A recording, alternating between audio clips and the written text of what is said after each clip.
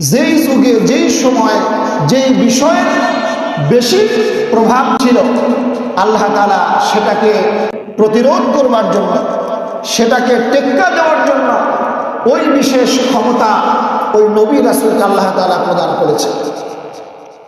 যেমন হযরতে দাউদ আলাইহিস সালামের দিকে যদি আমরা দেখি, হযরতে দাউদ আলাইহিস সালামের সময় লোহার শিল্পের অনেক প্রসার ঘটেছিল।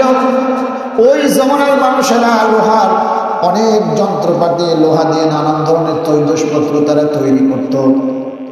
লোহাকে আগুনে গলিয়ে সেটা দিয়ে তারা বিভিন্ন ধরনের তৈজসপত্র, তাদের নিজেদের প্রয়োজনীয় আসবাবপত্র তারা লোহা দিয়ে তারা তৈরি করত।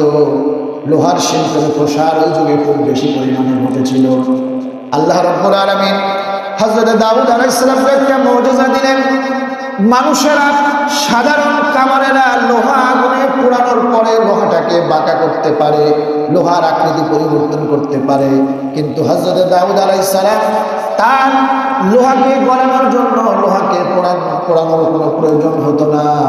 হযরত দাউদ আলাইহিস সালাম তিনি হাতের মধ্যে লোহাকে নিয়ে চাপ দিতেন, আর সঙ্গে সঙ্গে তার আগুনের ফাঁক দিয়ে লোহা আগুনে পানির মতো গলে বের হয়ে যেত।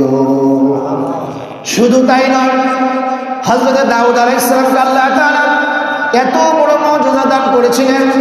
হযরত দাউদ আলাইহিস সালাম যদি তিনি একটা লোহার টুকরা হাতের মধ্যে নিয়ে নাড়াচাড়া করতেন, আর মনে মনে একটা ডিজাইন, একটা নকশা তিনি কল্পনা করতেন, তার মনের কল্পনার ডিজাইন, মনের কল্পনার নকশা তার হাতের লোহার খণ্ডের মধ্যে আল্লাহ তাআলা তৈরি করে দিতেন।